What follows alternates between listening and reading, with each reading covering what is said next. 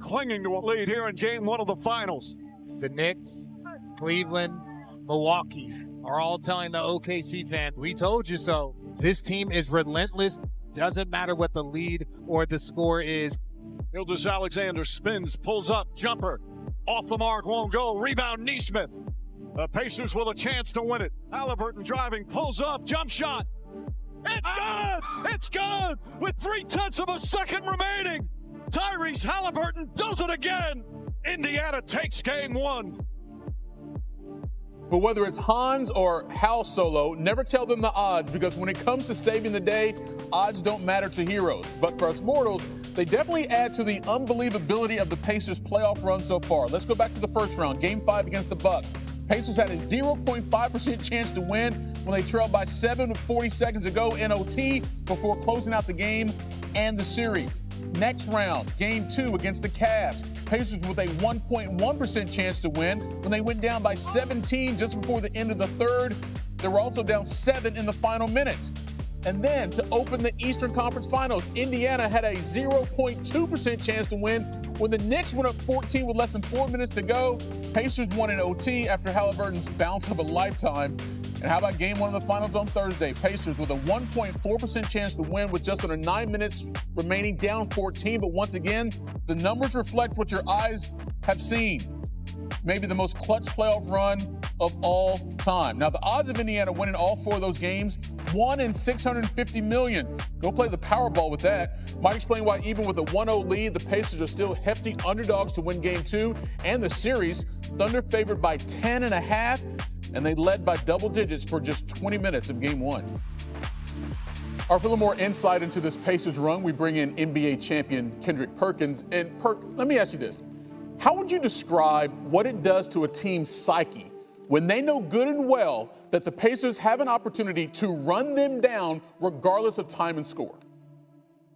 Well, first of all, hey, big bro, excuse the background, okay? I'm in OKC. I'm in my hotel room. Everybody understands. Okay, I'm just letting you know, but like they said, my church, come as you are. Okay, so I'm here. But look, now, let me say this to you. It does a lot for your psyche if you're a team that lacks confidence, right? But this OKC team, they don't lack that. And I know that they're young, but they have old souls. I got to give a lot of credit to the Pacers, right? They fought to the end. That's who they are. That's their identity. They play for the full 48 minutes. The Thunder knows that now. The best thing that happened for the Oklahoma City Thunder was the semifinals against the Denver Nuggets, because they got tested in every way. I believe that they will respond in game 2, but SGA knows he has to be a better defender. They picked on him a little bit in that fourth quarter. Chet Holmgren, he knows he has to actually show up to the NBA Finals. He gave them absolutely nothing on the defensive side of things. They attacked him downhill, no rim protection. He's second in the postseason in block shots. So they're going to do their job. This Thunder team will be better. They know that they have a fight on their hands despite them being the favorites. They got to come out here and compete at a high level and do it for 48 minutes, and they know that. Yeah, because, I mean, that was a gut punch what happened to him game 1 at home. So there has to be some type of emotional response from them in game 2. But you kind of touched on it, but what are the real adjustments from an X's and O's perspective that OKC needs to make for them not to fall down 0-2 in this series? Well, one, don't go with that damn extra small lineup where they don't have one big man on the floor.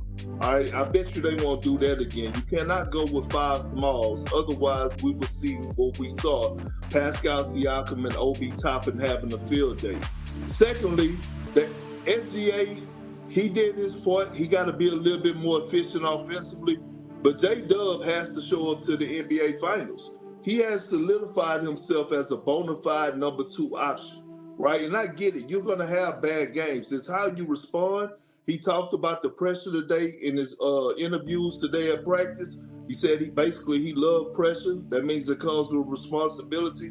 I expect him to have a big night and be that Robin, that 1B that we've been seeing him be to SGA throughout the course of this postseason. Yeah, because game 2 is crucial here for the Thunder. Teams that go up 2-0 in the finals have a record of 32-5. In game 2, Sunday, 8 Eastern, 5 Pacific on ABC. Kendrick Perkins and his mirrors join us here on SportsCenter. Appreciate you. So reflective. OKC needs to bounce back now with the Pacers up 1-0. Look, game one, SGA had 38 points to lead all scorers. But Chet Holmgren and J-Dub, Jalen Williams, like Perk said, not so great. They only had 23 points combined. OKC specializes in bouncing back after losses. But as Tim McMahon tells it, to get the dub in game two, the Thunder need more from their other two. As Mark Daigneault said, usually delivering in the finals is not on the curriculum for third-year players. It's a credit to Jalen Williams and Chet Holmgren that they have thrust themselves into that situation. They were major factors in the Thunder's run to get here, but their finals debuts were disappointing. OKC's young stars embraced the burden of needing to be better in Game 2. Just try and think of myself as somebody that's very uncommon. I don't ever think that I'm in my third year because then that allows me to make excuses. So I usually just go out there and play. Pressure is a privilege, so I enjoy being counted on and doing that. I just think I've been counted on since I feel like last year, to be totally honest, just in regards to like being there for two and the rest of the guys, and now we're here in the finals, so I don't really see it that much different. You know, I feel like I could have slowed down and, you know, kind of finished some of those plays at the rim. You know, obviously it hurts, a 1-point loss. You know, one single difference on one single play could have decided the game throughout the whole game. Williams and Holmgren don't need to look too far for proof that a third-year player can play a starring role in the finals. The Pacers' Pascal Siakam is a prime example. He was in his third NBA season when he had 26 points and 10 rebounds in the Raptors' championship-clinching win. In Oklahoma City, Tim McMahon, ESPN. Of course, OKC would like to lead the series, but the Thunder might have the Pacers right where they want them. I mentioned how good they are after a loss. 17-2 this season, coming off a loss, including the playoffs in the NBA Cup. The best since 1986-1987 Lakers, who ended up winning the title. Haliburton has gone 12 for 14 on go-ahead or game-time shots in the last 2 minutes of games this season, with 4 of them coming in the playoffs. And let's relive all 4 of them. First round, Eastern Conference playoffs, Bucks-Pacers, Game 5. Less than 10 to go in OT. Haliburton drives past Giannis and lays it off the glass. They win it 119-118, and they end that series in 5 games. How about Eastern Conference semis? Pacers-Cavs, Game 2, 12.1 seconds left in regulation. Down 2, Hallie misses the free throw, gets the board, resets, step back. 3, come on. Watch this. Ty Jerome can't handle it. Step back 3, win.